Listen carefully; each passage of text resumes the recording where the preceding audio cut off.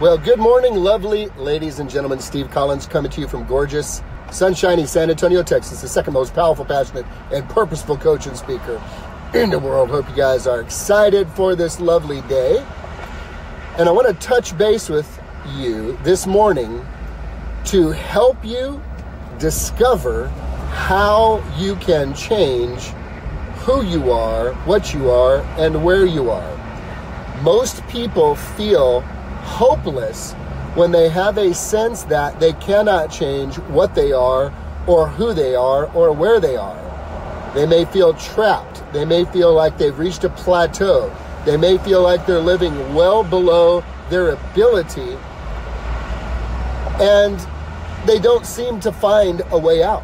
And no one is quite sure how to get out of that state to begin the path of change.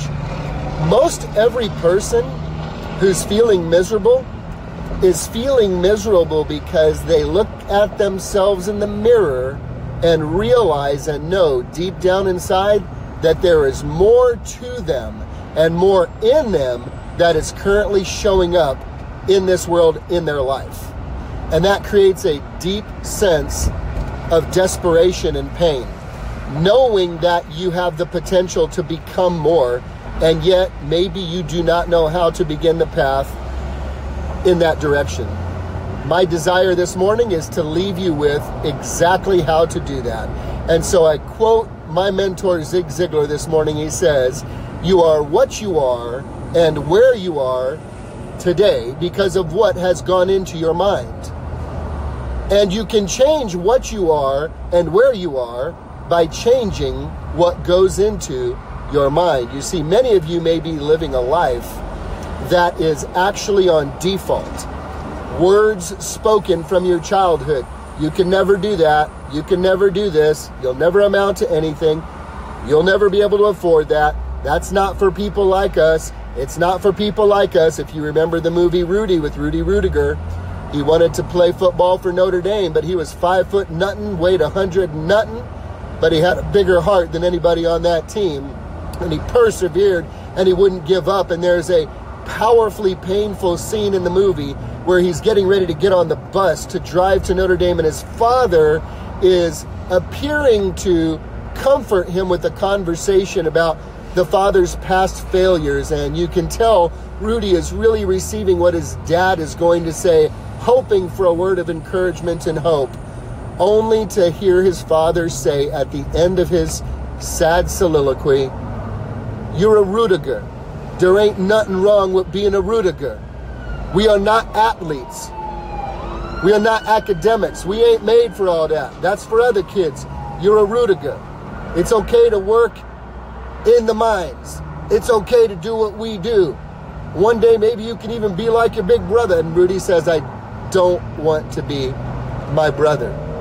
And you see, we are raised with people who sincerely and genuinely love us. Yet, because of their failed dreams or their limiting beliefs or the ceiling that they have reached in their life where they accept this is how life is, in order to keep you from feeling the pain that they felt, even with a loving heart, they may have spoken limiting beliefs over you. If you were fortunate enough to have a mom like I had who would say, "Mijo, you can do anything you put your mind to, mijo, you can do it." Even through those dark, desperate years where I was bound by my addiction for 7 years straight, winding me up committed to the Texas State Hospital, a dead and dying suicidal bipolar manic depressive, she continued through hot tears to say, "Mijo, God's got a plan for you. You can do whatever is in your mind. You can do it. You can do it. There's nothing impossible for you." I hope you were fortunate enough to have a mother or a father who spoke life to you. Most did not. So what is my encouragement to you today? My encouragement to you is this. Listen to the words of Zig Ziglar, speaking from beyond. You are where you are and what you are because of what has gone into your mind. And you can change where you are and what you are by changing what goes into your mind. That is the key, my friends. The key is you are the armed guard at the gate of your mind. Is it protected like a vault? Is your mind guarded 24/7 like Fort Knox? Do you realize even the power of influence that comes into your mind daily from hundreds of different voices and sources? Or is your mind like a vacant house with the doors knocked down and the windows open, and anyone and anything can come in and out of that?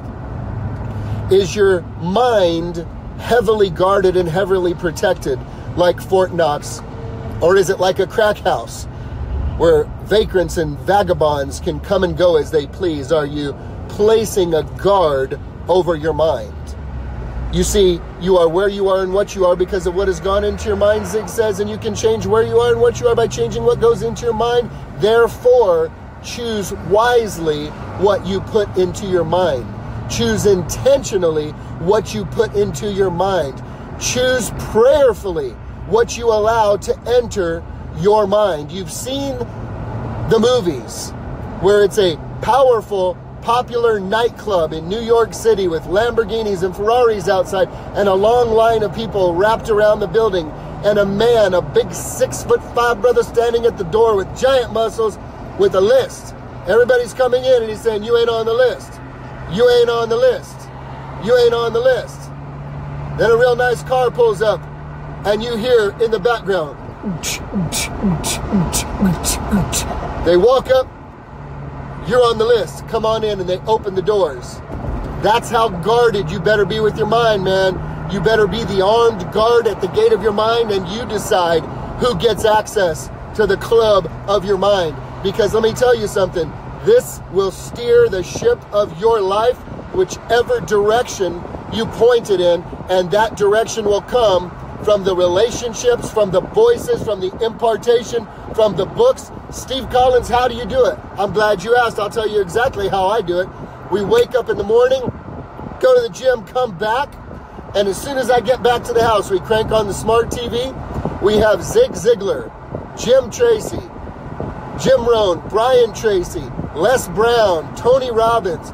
We have motivational, inspirational material blasting in the house to wake up the children, to get them ready for school.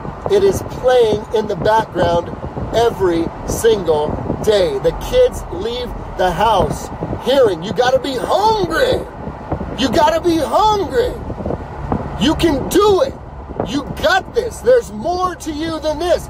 They leave the house with the impartation of the gurus and sages who unlock in us that potential by reminding us that we were born to win, that we were engineered for accomplishment, that we were endowed with the seeds of greatness. We intentionally get the good stuff into our minds, and it sets the course for the day. I challenge you to do exactly the same. If you have Google, if you have a phone, if you have earphones, then my friends, you have the ability to start reprogramming the broken programs in your mind. Are you not where you want to be and who you want to be today? Well, sweetie, that's because of what has gone into your mind. Do you have a vision of who you can become and what you can do and what you can have? Well then, honey, you have the ability to change what goes into your mind. Put the crap in, you get crap out. Put negative in, you get negative out. You put the good stuff in. You put the powerful, the passionate, the positive, the purposeful. Well, now, my friend, you get the powerful, the passionate, the positive, and the purposeful. What you put in is what's going to come out. Your mind, as was said in The Strangest Secret by Earl Nightingale, your mind is like a fertile field, fertile soil. And you see, the soil does not care what you plant. You plant deadly nightshade, you grow a poison.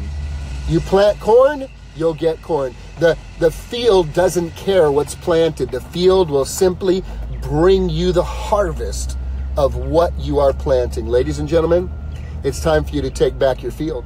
It's time for you to take back your field. It's time for you to kick off of the field those people and those influence and those voices that have brought you to a place that is not what you know you are capable of becoming and doing and having. And it's time for you to put a fence around that field, put a guard around that field, and stand like an armed guard at that field, and you decide what gets planted. You decide what gets fertilized. You decide what gets watered. And I end with what I began with, the quote from my heart, Zig Ziglar. You are what you are and where you are because of what has gone into your mind. If you want to change what you are and where you are, then change what goes into your mind. Have a great day, guys.